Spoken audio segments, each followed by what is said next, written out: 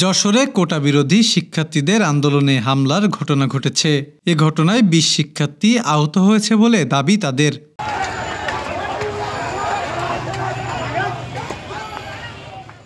মঙ্গলবার বেলা 11:30টার দিকে যশোরের কালেক্টরেট চত্বরে এই ঘটনা ঘটে। এই আন্দোলন যৌক্তিক আন্দোলন। এই আন্দোলনের সাথে আপামর জনগণ এবং আমাদের ছাত্র সমাজ একত্রিতভাবে আছে। আমরা প্রশাসনকে কথা দিতে চাই, আমরা কোনো প্রকার সহিংস কোনো প্রকার বিশৃঙ্খলা ছাড়াই আমাদের আন্দোলন সমাপ্ত করব, কিন্তু প্রশাসনকে আমাদের জন্য সুষ্ঠু একটা পরিবেশ তৈরি করে দিতে হবে। কোটার পক্ষে এবং বিপক্ষে আজ যশোরে পৃথক কর্মসূচির ডাক দেওয়া হয়।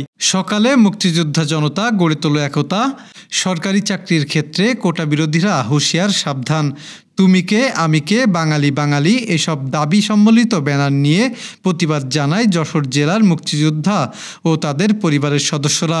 জাতীয় পতাকা অবমাননা, সুপ্রিম কোর্টের আদেশ লঙ্ঘন ও রাষ্ট্রপতিকে আলটিমেটাম দেওয়ার প্রতিবাদে তারা দরটানা ভৈরব চত্বরে বিক্ষোভ সমাবেশ করে।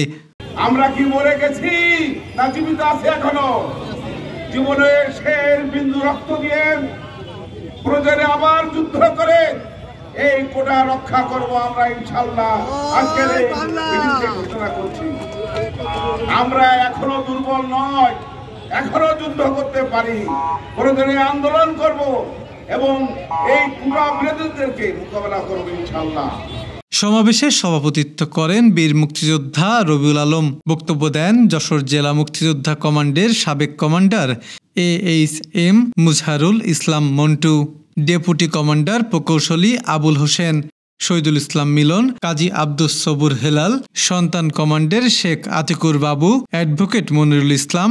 উপস্থিত ছিলেন বীর মুক্তিযোদ্ধা আলী হোসেন মনি, পৌরসভার মেয়র হায়দার গনি খান পলাশ, আমিরুল ইসলাম রন্টু সহ মুক্তিযোদ্ধা ও তাদের পরিবারের সদস্যবৃন্দ।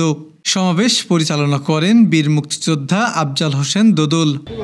আমার স্বাধীনতা, আমার সংবিধান, আমার পতাকা রক্ষা করবে, তারা কোটা বাতিলের দাবিতে রাস্তায় নেমে বলছে যে তারা নাকি রাজাকার। এর চেয়ে লজ্জার আর ভয়ঙ্কর কথা হতে পারে না।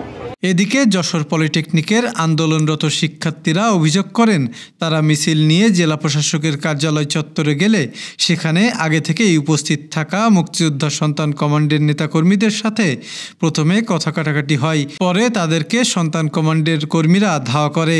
এ সময় তাদের মারপিটে আন্দোলনরত ২০ জন শিক্ষার্থী আহত হয় বলে শিক্ষার্থীরা দাবি করেন।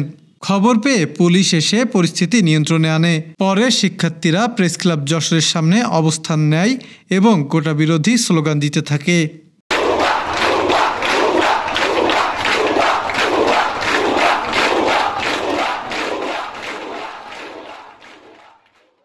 ডেস্ক রিপোর্ট, গ্রামের কাগজ।